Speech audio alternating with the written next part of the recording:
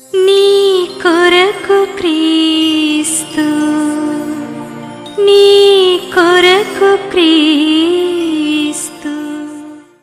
యేసు ప్రభు పరిశుద్ధ నామంలో మీ అందరికీ కూడా శుభములు. ఈ దినమున అపోస్తల కార్యములు 8వ అధ్యాయము 9వ వచనం నుంచి ప్రారంభించి కొన్ని వచనాలని నేను చదువుతాను.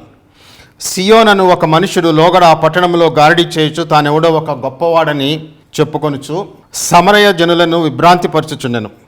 కొద్దివాడు మొదలుకొని గొప్పవాని మటుకు అందరూ దేవుని మహాశక్తి అనబడిన వాడు ఇతడే అని చెప్పుకొనుచు అతనిని లక్ష్యపెట్టిరి. అతడు బహుకాలము గారడీలు చేయొచ్చు వారిని విభ్రాంతిపరిచినందున వారతన్ని లక్ష్యపెట్టిరి. అయితే ఫిలిప్పు దేవుని రాజ్యమును గూర్చి యేసుక్రీస్తు నామమును గూర్చి సువార్త ప్రకటించుచుండగా వారతన్ని నమ్మి పురుషులను స్త్రీలను బాప్తిసం పొందిరి.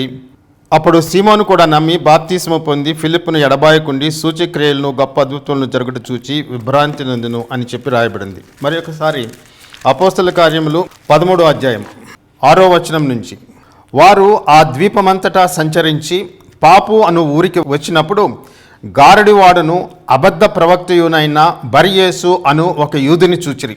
ఇతడు వివేకము గలవాడైన సెర్గి పౌలు అను అధిపతి యొద్ద నుండెను. అతడు బర్నబాను సౌలును పిలిపించి దేవుని వాక్యము వినగోరెను. అయితే ఎలుమ ఆ అధిపతి విశ్వాసం నుండి తొలగింపవలనని యత్నము చేసి వారిని ఎదిరించెను. ఎలుమ అను పేరునకు గారడివాడు అని అర్థము. అందుకు పౌలు అనబడినటువంటి సౌలు పరిశుద్ధాత్మతో నిండినవాడై అతన్ని తేరుచూచి సమస్త కపటముతోనూ సమస్త దుర్మార్గముతోనూ నిండినవాడా, అపవాది కుమారుడా, సమస్త నీతికి విరోధి, నీవు ప్రభువు యొక్క తినని మార్గములను చెడగొట్టుట మానవా, ఇదిగో ప్రభు తన చెయ్యి నీ మీద ఎత్తియున్నాడు, నీవు కొంతకాలము గుడ్డివాడవై సూర్యుని చూడుకుందామని చెప్పెను. వెంటనే మబ్బును చీకటియు అతన్ని కమ్మెను గనుక అతడు తిరుగుచూ ఎవరైనా చెయ్యి పట్టుకుని నడిపించరా అని వెతుకుచుండెను. అంతటా ఆ అధిపతి జరిగిన దాచుచి ప్రభు బోధకు ఆశ్చర్యపడి విశ్వసించెను. అపోస్తల కార్యంలో 16వ అధ్యాయము 16వ వచనం నుంచి, మేము ప్రార్థనా స్థలమునకు వెళ్ళుచుండగా పుతోను అని దయ్యం పట్టిందై సోద చెప్పుడు చేత తన యజమానులకు బహు లాభము సంపాదించుచున్న ఒక చిన్నది మాకు ఎదురుగా వచ్చును. ఆమె సౌలును మమ్మను వెంబడించి, ఈ మనుషులు సర్వోన్నతుడైన దేవుని దాసులను, వీరు మీకు రక్షణ మార్గంలో ప్రచురించేవారై ఉన్నారని కేకలు వేసి చెప్పెను. ఆమె ఈలాగు అనేక దినములు చేయుచున్నని గనుక పౌలు వ్యాకులపడి దాని వైపుకి తిరిగి, నీవు ఈమెను వదిలిపోమని యేసుక్రీస్తు నామమును ఆజ్ఞాపించునని ఆ దయ్యంతో చెప్పెను. వెంటనే ఆమెను అది వదిలిపోయెను అని చెప్పి రాయబడింది.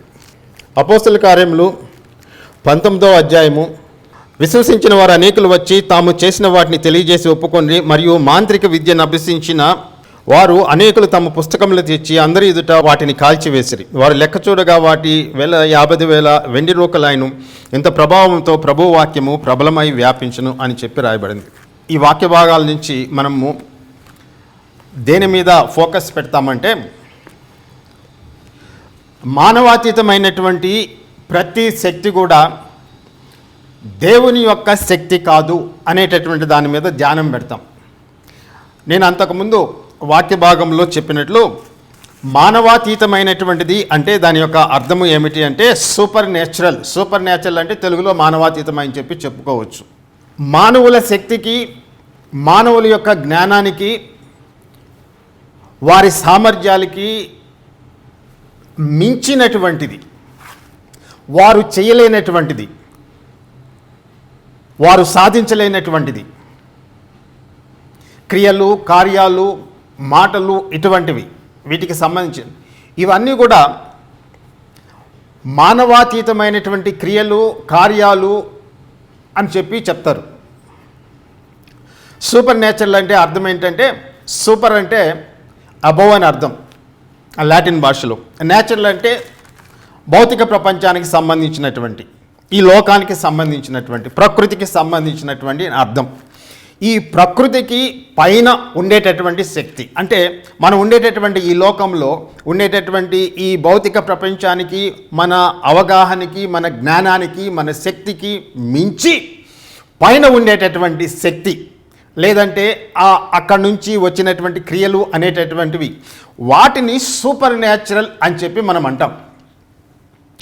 చాలామంది మాటల్లో, సంభాషణలో అంటూ ఉంటారు, సూపర్ న్యాచురల్ పవర్ ఏదో ఉంది, అదే ప్రపంచాన్ని నడిపిస్తూ ఉంది, మానవాతీతమైనటువంటి శక్తి ఏదో ఉంది అని చెప్పి చాలామంది విశ్వసిస్తారు.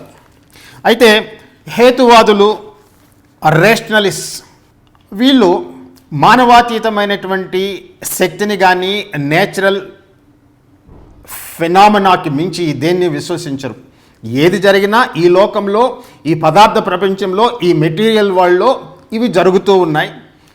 పరిణామంలో అనేకమైనటువంటి భౌతిక క్రియల వల్ల ఈ ప్రపంచం అనేటటువంటిది నడుస్తూ ఉంది. ఇంతకు మించి ఈ పదార్థ ప్రపంచానికి మించి, మెటీరియల్ వరల్డ్కి మించి సూపర్ న్యాచురల్గా మానవాతీతమైనటువంటిది, ప్రకృతికి పైన ఉండేటటువంటి శక్తి అంటూ ఏదో లేదని హేతువాదుల యొక్క, నిరీశ్వరవాదుల యొక్క వాదన.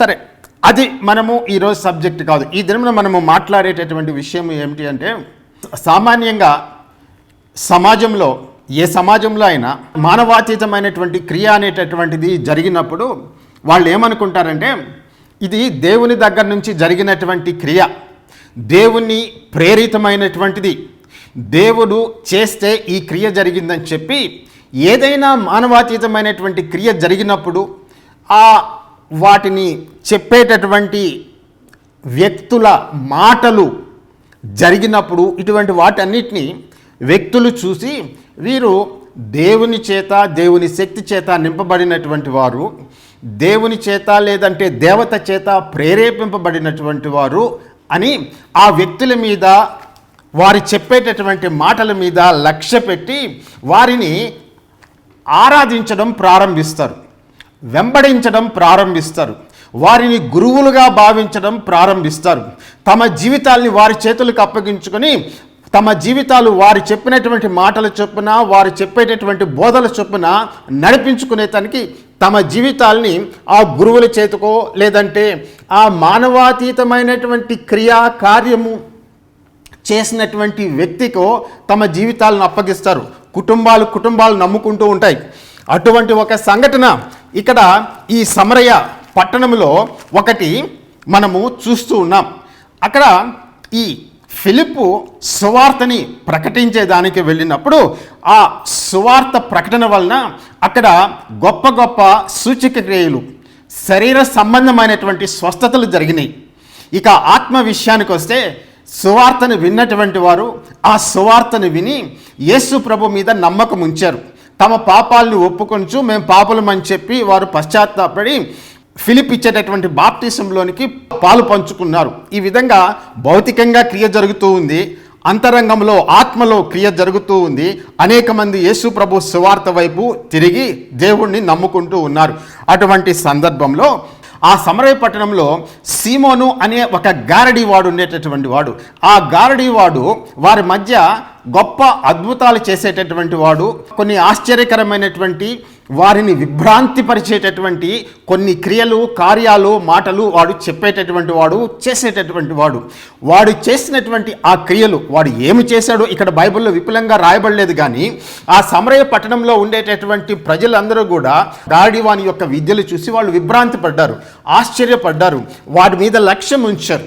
అంత మాత్రమే కాదు, అక్కడ ఒక మాట ఉపయోగించబడింది ఆ బైబిల్లో. ఏంటి అంటే 8వ అధ్యాయము 11వ వచనంలో దేవుని యొక్క మహాశక్తి అనబడినటువంటి వాడు ఇతడే అని చెప్పి ఈ గారడీవానికి, గారడి అంటే చూడండి అర్థం ఏమిటి అంటే దాంట్లో క్షుద్ర విద్యల్ని అభ్యసించేటటువంటి వారు, క్షుద్ర విద్యల్ని ఆచరించేటటువంటి వారు, అకల్ట్, మ్యాజిక్, వీటిని అభ్యసించి వాటిని ప్రాక్టీస్ చేసేటటువంటి వారు. క్షుద్ర విద్యలు, మాంత్రిక తాంత్రిక విద్యలు, రహస్యంగా చేసేటటువంటి విద్యలు, ఇటువంటి వాటిని చేసేటటువంటి వారిని గారడీవాడు అనేటటువంటి పదంతో బైబిల్లో సంబోధించబడింది. జనరల్గా మనం ఇంగ్లీష్లో చెప్పుకోవాలంటే అకల్ట్ ప్రాక్టీస్ చేసేటటువంటి వాళ్ళు, మ్యాజిక్ ప్రాక్టీస్ చేసేటటువంటి వాళ్ళు, రహస్యమైనటువంటి విధానాలతో ప్రజల్ని విభ్రాంతిపరిచేటటువంటి వారు. బహిరంగంగా ఏమీ చేయరు వాళ్ళు, అంతా చీకటిగా అంత లోపలంతా జరిగించేటటువంటి క్రియలు ఏదో ఉంటాయి. ఆ క్రియలతోటి బహిరంగంగా మనుషుల్ని విభ్రాంతిపరుస్తూ వాడు బ్రతుకుతూ ఉన్నాడు. విషయం ఏమిటి అంటే పట్టణంలో ఉండేటటువంటి మనుషులు వాడు చేసినటువంటి క్రియలను చూసి విభ్రాంతి నొంది వీడు దేవుని యొక్క మహాశక్తి అని చెప్పి వాడికి ఒక పేరు పెట్టి వాడు చెప్పేటటువంటి దాన్ని లక్ష్య పెట్టారు. దాని యొక్క అర్థం ఏమిటి అంటే మనం ఏ విధంగా చెప్పుకోవచ్చు అంటే ఆ పట్టణంలో ఉండేటటువంటి ప్రజలు ఈడు ఒక దైవిక శక్తి లేదంటే దేవుని చేత ప్రేరేపింపబడినటువంటి వాడు, దైవ సంబంధమైనటువంటి వాడు, ఒక డివైన్ పవర్ అనేటటువంటిది ఈ వ్యక్తిలో ఉంది అని చెప్పి వాడికి లేదంటే వాడు చేసేటటువంటి క్రియలకి ఆ డివైన్ పవర్ ఆపాదించి వాడిని వెంబడించడం ప్రారంభించారు, లక్ష్య పెట్టడం ప్రారంభించారు. చూడండి, చేసే పని ఏమిటి?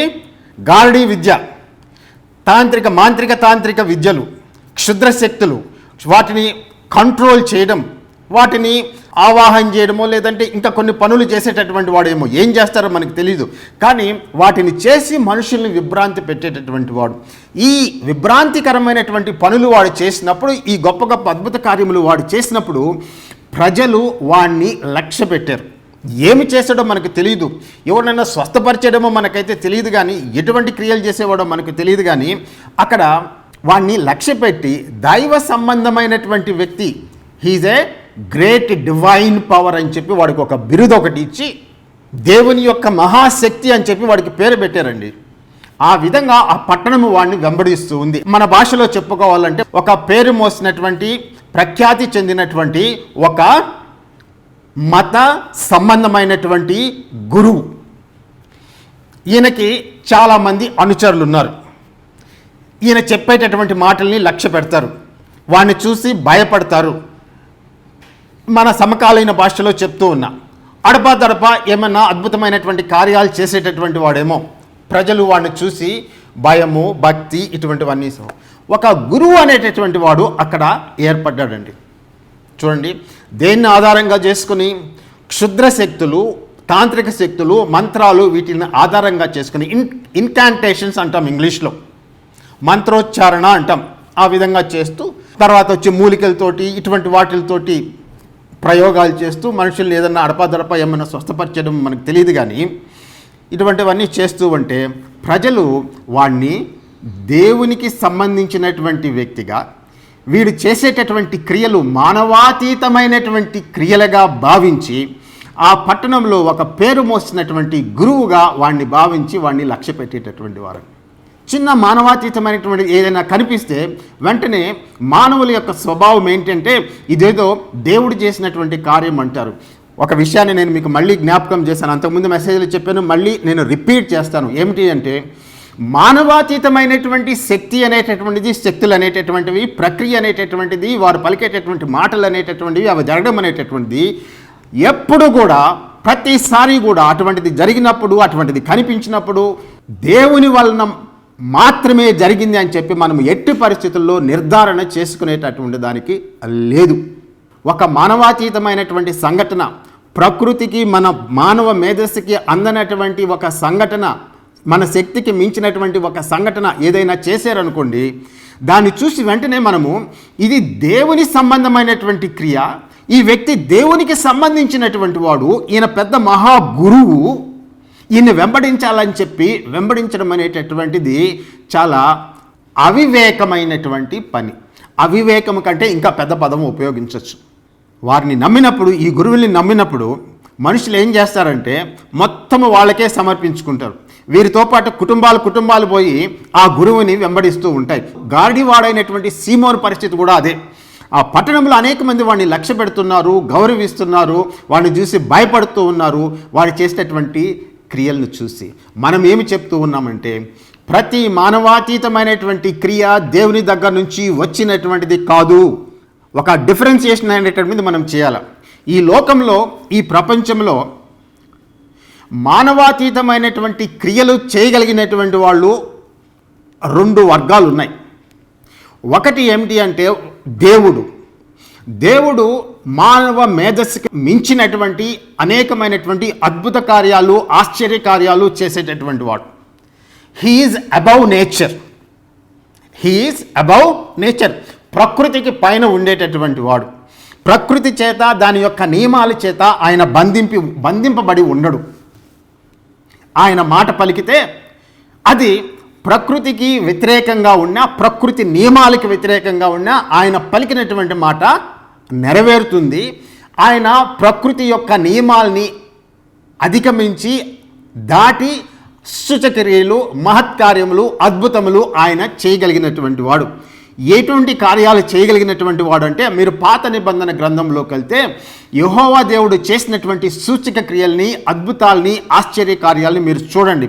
ప్రకృతి అంతా కూడా ఆయన స్వాధీనంలో ఉంది. కేవలము భూలోకం మాత్రమే కాదు, పైన ఉండేటటువంటి ఆకాశము, మేఘములు సమస్తము కూడా ఆయన చేతుల్లో ఉన్నట్టు ఆయన చేసినటువంటి సూచక క్రియల ద్వారా మనకు వెల్లడి అవుతూ ఉంది.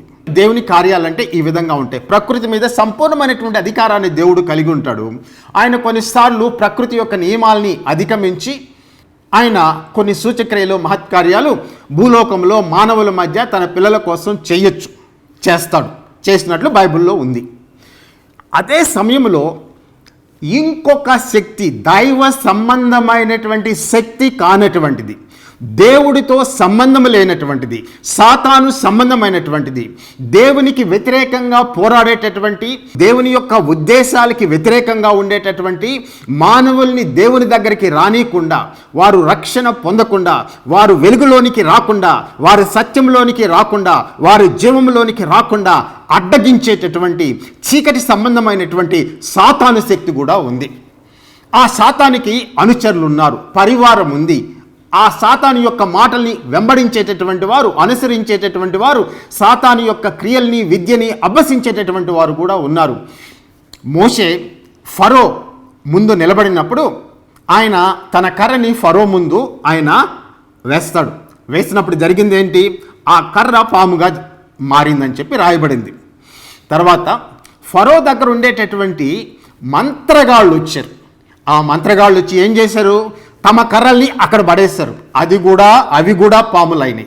తర్వాత రాయబడినటువంటి మాట, మోషే చేతికర్ర వలన పాము అయినటువంటి అది ఆ మిగిలినటువంటి పాములను మింగేసింది. అది వేరే విషయం. కానీ మీరు గుర్తుంచుకోవాల్సినటువంటి విషయం ఏంటి అంటే, దేవుని యొక్క శక్తి ద్వారా మోషే అద్భుతాలు చేస్తూ ఉన్నాడు. అదే సమయంలో సాతాను యొక్క శక్తి వలన ఫరో దగ్గర ఉండేటటువంటి మంత్రగాళ్ళు, తాంత్రిక విద్యను అభ్యసించినటువంటి వారు, క్షుద్రశక్తులను అభ్యసించినటువంటి వారు, వాళ్ళు కూడా చేస్తూ ఉన్నారు. కాబట్టి ఇక్కడ డిఫరెన్షియేషన్ వేరుపరిచి మనము చూడాలా. వాళ్ళు సూపర్ న్యాచురల్ క్రియ చేశారు, మానవాతీతమైనటువంటి క్రియ చేశారు. ఎవరు? ఫరో దగ్గర ఉండేటటువంటి మాంత్రికులు, తాంత్రికులు, క్షుద్ర విద్యను అభ్యసించినటువంటి వారు. అది కూడా మానవాతీతమైనటువంటి క్రియే. మోషే కూడా మానవాతీతమైనటువంటి క్రియ చేశాడు. అది దేవుని వలన, దేవుని మూలంగా జరిగింది. వీరు చేసినటువంటిది సాతాను వల్ల జరిగింది. చూడండి, సాతాను యొక్క శక్తికి, ఈ క్షుద్ర శక్తులకి పరిమితి అనేటటువంటిది ఉంది. దేవుని యొక్క శక్తిని అవి అధిగమించలేవు. మోషే వేసినటువంటి ఆ చేతికర్ర పాము అయిన తర్వాత మిగిలిన పాముల్ని మింగేసింది. క్షుద్రశక్తుల వల్ల కలిగినటువంటి పాముల్ని మింగేసింది. అంటే దేవుని యొక్క శక్తి క్షుద్రశక్తుల కంటే, మంత్రశక్తుల కంటే ప్రభావం. కాకపోతే మీరు గుర్తుంచుకోవాల్సినటువంటిది ఏమిటి అంటే, అరే వీడు చేతికర్రని పాముగా చేశాడే, కాబట్టి వీడు తప్పకుండా దైవజనుడు అయి ఉండాలా, మహాగురువు అయి ఉండాలా, దేవుడి చేత ప్రేరేపింపబడినటువంటి వాడు, దేవుడి చేత ఉపయోగించబడినటువంటి వాడు, పెద్ద గురువు అయి ఉంటాడని చెప్పి ఆ ఫరో మాంత్రికులను వెంబడిస్తే ఏ విధంగా ఉంటుందో ఒకసారి మీరు ఆలోచించండి. ప్రస్తుతానికి సమకాలీన సమాజంలో ప్రపంచం అంతా కూడా ఏదైనా ఒక అద్భుతం జరిగితే చాలు, ఒక ఆశ్చర్యకరమైనటువంటిది, మానవాతీతమైనటువంటిది ఏదైనా సంభవిస్తే మనుషులు వెంటనే ఆ వ్యక్తిని ఒక గురువుగా పైకెత్తేయడం ప్రారంభిస్తారు. ఆయన దేవుడి దగ్గర నుంచి వచ్చినటువంటి వాళ్ళు అంటారు. చూడండి, గాల్లో నుంచి ఒక వస్తువుని ఆ వ్యక్తి చేతుల్లో చూపిస్తే ఆ వ్యక్తి వెంటనే మహాగురువు, దేవుడి దగ్గర నుంచి వచ్చినటువంటి వాడు, ఆయన పట్టుకొని దేవుడు అని మనుషుల్ని ఆరాధించేటటువంటి వ్యక్తులు ఈ లోకంలో కొరవేమీ లేరండి. ప్రపంచాన్ని గురించి మాట్లాడుతున్నా, నేను ఎవరిని గురించి ప్రత్యేకంగా మాట్లాడడంలే. సపోజ్ ఒక వ్యక్తి ఉన్నాడు, కొంతమంది ఆయన గురువుగా భావిస్తారు. ఆయన చేతుల్లో నుంచి ఒక వస్తువును ఆ విధంగా సృష్టించలేండి. సృష్టించడం అనేటటువంటిది అసాధ్యమైనటువంటి పని. Creation is exclusive domain and prerogative of God and God alone. మనుషులు సృష్టించలేరు. మన దగ్గర ఇచ్చినటువంటి భౌతిక ప్రపంచంలో మనం ఏమన్నా సృష్టించాల్సిందే, కానీ మనం సృష్టించలేం. అయితే ఆ విధంగా ఏదైనా ఒక వస్తువును చూపించినప్పుడు, ఒక మ్యాజిక్ చేసినప్పుడు, ఒక క్షుద్రశక్తి ద్వారా అటువంటి చూసినప్పుడు మనుషులు వెంటనే ఆయన్ని దేవుడు, భగవాన్, తర్వాత గురువు అని చెప్పి వెంబడించడం, సామాన్య సంఖ్యలో కాదండి, విస్తారమైనటువంటి సంఖ్యలో అటువంటి వాళ్ళని వెంబడిస్తూ ఉంటారు. ఎక్కడైనా సరే, ఏ ప్రదేశంలో అయినా సరే, ఒక చిన్న అద్భుత కార్యం జరిగిందా, ఒక ఆశ్చర్యకార్యం జరిగిందా, మానవాతీతమైనటువంటి క్రియ ఎక్కడైనా జరిగిందా, అక్కడ ఉండేటువంటి వారు వెంటనే ఆ వ్యక్తికి దైవత్వాన్ని ఆపాదించడం ప్రారంభిస్తారు. సమరయ పట్టణంలో జరిగినటువంటిది అదే. వాళ్ళు ఏమన్నారంటే, ఇది దేవుని యొక్క మహాశక్తి అనబడినటువంటి వాడు ఇతడే అని చెప్పి ఆ వ్యక్తిని ఆ డివినిటీ లెవెల్కి పైకి లేపేశారండి. దైవత్వం లెవెల్ పైకి లేపేశారు. ఇంతకీ వాడు చేసేటటువంటిది ఏంది? చీకటి క్రియలు చేసేటటువంటి వాడు, క్షుద్ర శక్తులను అభ్యసించేటటువంటి వాడు, మాంత్రిక తాంత్రిక వ్యక్తులను అభ్యసించేటటువంటి వాడు, మూలికల ద్వారా, ఆ విద్యల ద్వారా మ్యానిపులేషన్, కంట్రోల్ చేసి, పరిస్థితులను కంట్రోల్ చేసి, అపవిత్రాత్మల్ని కంట్రోల్ చేసి, వాటి ద్వారా పనులు సాగించేటటువంటి వ్యక్తి. కానీ దేవుడికి ఆ వ్యక్తికి ఏ సంబంధం కూడా లేదండి. మనం దేని గురించి మాట్లాడుకుంటూ ఉన్నామంటే, నువ్వు ఎక్కడైనా సరే మానవాతీతమైనటువంటి ఒక క్రియను చూసినప్పుడు వెంటనే అది దేవుడు చేసింది అనేటటువంటి మాట చెప్పకు, లేదంటే అనుకోకు. ఎవరైనా చెప్పినా కూడా ఆ విధంగా నమ్మకు. మనం ఒక డిఫరెన్షియేషన్ చేసి చూపిస్తున్నాం. ఏంటది? సూపర్ న్యాచురల్ పవర్ అనేటటువంటిది రెండు రకాలుగా మనుషులకి బయలుపడవచ్చు. ఒకటి దేవుని ద్వారా బయలుపడవచ్చు, రెండోది సాతాను సంబంధమైనటువంటి క్షుద్రశక్తుల ద్వారా, అపవిత్రాత్మల ద్వారా, దురాత్మల ద్వారా మానవాతీతమైనటువంటి క్రియలు జరగచ్చు. What ever it is, but it is super natural, above nature. We cannot explain it, we cannot understand it. So immediately we label it as it is supernatural. Therefore, this man must be from God. This fellow, since he has done such a supernatural thing, he must be a man from God. అనేటటువంటి inference నువ్వు చేస్తున్నావంటే నీ యొక్క వివేకాన్ని, నీ యొక్క మనస్సుని నువ్వు చేయడం లే. అందుకనే బైబిల్లో ఈ ఉదాహరణలు ఉన్నాయి. నేను మొట్టమొదటిగా ఫరో దగ్గర మోషే చేసినప్పుడు, ఫరో దగ్గర ఆస్థానంలో ఉండేటటువంటి మాంత్రికులు, తాంత్రికులు కూడా అటువంటి అద్భుతాన్ని చేశారు. అంత మాత్రం చేత వారు దేవుని చేత పంపబడినటువంటి వారు నువ్వు నమ్మతావా? కాదు. వాళ్ళు చేస్తూ ఉన్నారు, కానీ అది సాతాను సంబంధమైనటువంటిది. మోషే వల్ల జరిగినటువంటిది దేవుని సంబంధమైనటువంటిది. ఈ క్రియలు చూడండి, దేవుని సంబంధమైనటువంటి క్రియల్లో ఒక పవిత్రత అనేటటువంటిది ఉంది. అది దేవుడు తన ఇష్టం చొప్పున చేస్తాడు, తన మంచితనం చొప్పున చేస్తాడు, తన పరిశుద్ధత చొప్పున చేస్తాడు. ఇవన్నీ ఉంటాయి. మాంత్రిక తాంత్రిక శక్తులకి మంచితనము, పవిత్రత, పరిశుద్ధత, మనుషుల యొక్క బాగోగులు, వాళ్ళ యొక్క క్షేమము అనేటటువంటిది ఏమాత్రం కూడా వారు లెక్కల్లోనికి, లేదంటే వాటిని లెక్కలోనికి తీసుకోరండి. సో నువ్వు మానవాతీతమైనటువంటి శక్తిని ఎక్కడైనా నీ చుట్టుపక్కల చూసినప్పుడు, ఎక్కడైనా విన్నప్పుడు వెంటనే this man must be definitely from god or god is with him అనేటటువంటి కన్క్లూజన్కి, అనేటటువంటి ఇన్ఫరెన్స్కి నువ్వు రాకు. బైబిల్లో స్పష్టంగా ఆ ఉదాహరణలు ఉన్నాయి. ఫరో దగ్గర మాంత్రికులు, మోషే గురించి చెప్పా. రెండోది, ఇప్పుడు అపోస్తల కార్యములు 8వ అధ్యాయంలో గారడు అయినటువంటి సీమోను గురించి చెప్తూ ఉన్నా. వాడు కూడా విభ్రాంతికరమైనటువంటి క్రియలు చేశాడు. పాపము ఈ అమాయకులైనటువంటి ప్రజలు ఈ మానవాతీతమైనటువంటి క్రియ జరగంగానే వాడికి ఏమేమి చేశారో మనకైతే తెలియదు. వాడిని ఎంత గొప్పగా హెచ్చించారో, వాడికి ఎంత ధనాన్ని సమర్పించుకున్నారో, ఎన్ని కుటుంబాలు వాడిని వెంబడిస్తూ ఉన్నాయో, వాడు చెప్పేటటువంటి అబద్ధ బోధలు అనుసరిస్తూ ఎంతమంది మోసపోతూ ఉన్నారో మనకు తెలియదు. సువార్త వచ్చి వాళ్ళ హృదయాల్లో దేవుని యొక్క వెలుగును నింపేంత వరకు వారు ఆ చీకటిలో బంధింపబడే ఉన్నారండి. మానవాతీతమైనటువంటిది ప్రతి ఒక్కటి కూడా దేవుని యొక్క శక్తి కాదు, గుర్తుపెట్టుకోవాలి. బైబిల్లో నుంచి ఇంకొక ఉదాహరణ, అపోస్తలుడైనటువంటి పౌలు సువార్త పరిచర్య చేసేటప్పుడు ఇటువంటి సంఘటనలు ఆయన ఎదుర్కొన్నాడు. ఇంకొక సంఘటన రాయబడింది. అది ఏమిటి అంటే, అపోస్తల కార్యములు 13వ అధ్యాయంలో బర్నబాస్ తర్వాత వచ్చి పౌలు కుప్రా అనేటటువంటి ద్వీపంలో వాళ్ళు సంచారం చేస్తూ సువార్తను ప్రకటిస్తూ ఉన్నారండి. ఆ సువార్తను ప్రకటించేటప్పుడు వాళ్ళు పాపు అనేటటువంటి ప్రదేశానికి వచ్చారు. ఆ పాపు అనేటటువంటి ప్రదేశంలో సువార్తను ప్రకటిస్తూ ఉన్నారు. ఆ పాపు అనేటటువంటి ప్రదేశానికి, అక్కడ ఉండేటటువంటి ఆ ప్రాంతానికి సెర్గి పౌలు అనేటటువంటి ఒక రోమ్ సామ్రాజ్యానికి సంబంధించినటువంటి ఒక అధిపతి పరిపాలించేటటువంటి వాడు. He was the council of that particular territory, that province. He was a Roman council. అయితే అక్కడ ప్రకటించేటప్పుడు ఈ పౌలు తర్వాత వచ్చి ఈ బర్నబా సువార్త ప్రకటిస్తున్నారని విని ఆయన మీరు ఏం ప్రకటిస్తున్నారు, నేను కూడా వినదలుచుకున్నానని చాలా మంచి ఉద్దేశంతోనే అడిగాడు.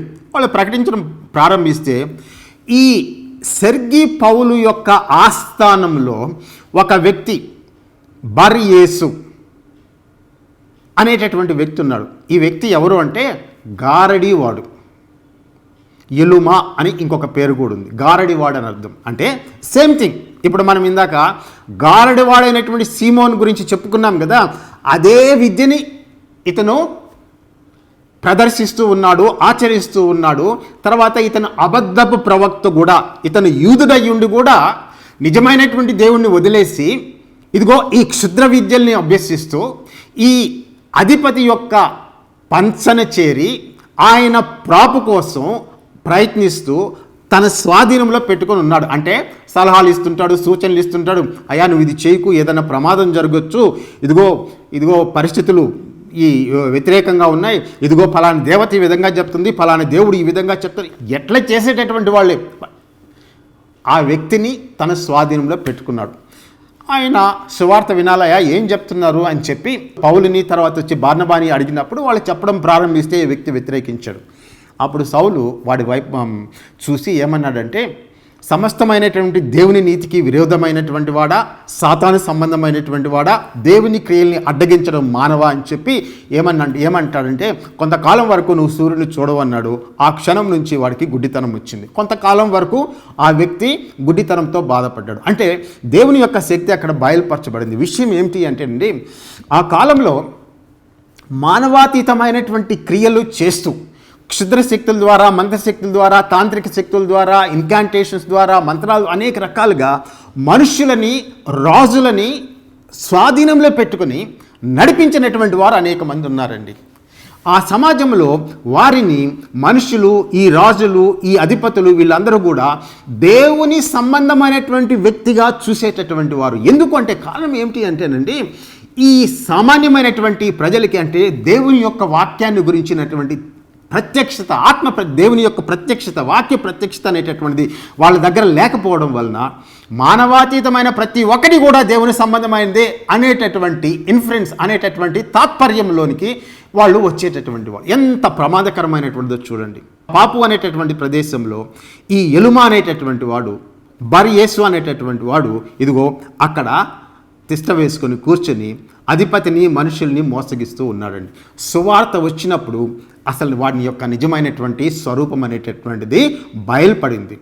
ఫరో దగ్గర మాంత్రికులు అద్భుతమైనటువంటి క్రియ చేసినప్పుడు దానికి మించినటువంటి అద్భుతము దేవుడు మోషే ద్వారా చేశాడు. ఆ పాముల్ని మోషే వేసినటువంటి కర్ర ఆ పాము అయినటువంటి ఆ పాము మింగేసింది. అంటే దానికి మించినటువంటి పవర్ అన్నమాట.